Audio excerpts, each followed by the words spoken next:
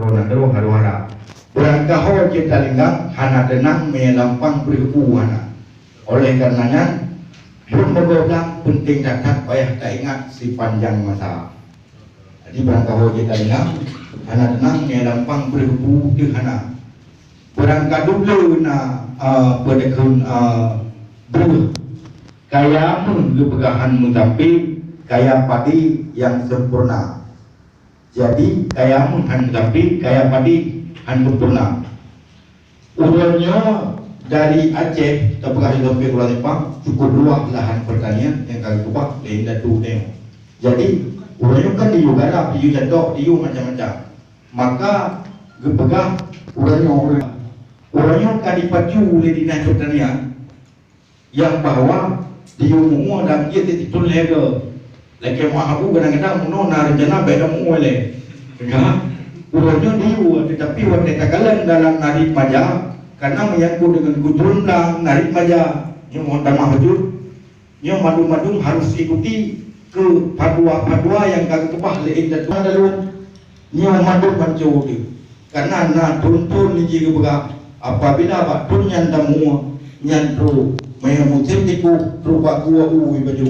Jangankan bijak ada minta.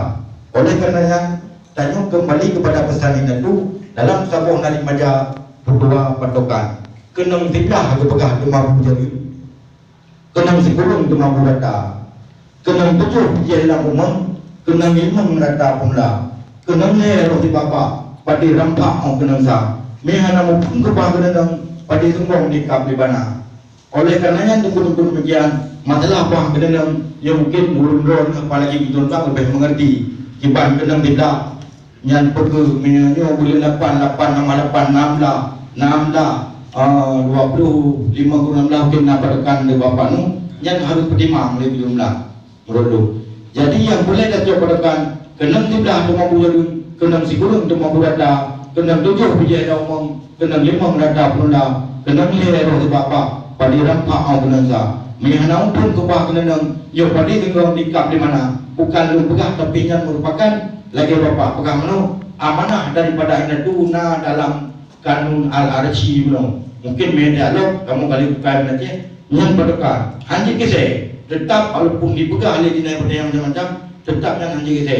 Jadi pak kenang tidak itu mau jadi belin padu pak kenang digurun mau buratan yang belin padu kenang 7 bijak omong kenang 5 rata pun lah kenang lero bapa padi rampak au kenang sa mihana pun kebah kenang padi tunggu ikap di mana. Tetapi miangan kata pakai insyaAllah pada dan ulang-ulang gerd sejahtera karena berkah miangan pada dalam tu dalam bukan gerd tak cuaca negara itu yang sungguh beda ekonomi ni baru tahu buat jalan apa peri macam maka harus ikuti harus yang kagak kubah link itu ni mian yang patokan yang kubah harus ikuti agar mengangkat lagi dalam syair megat pada dari dalam tu dalam pekan gerd cuaca ada tamu dah hana mutang panen dalam cukup sempurna agar mengangkat pada dalam segala aturan patih haba uruha.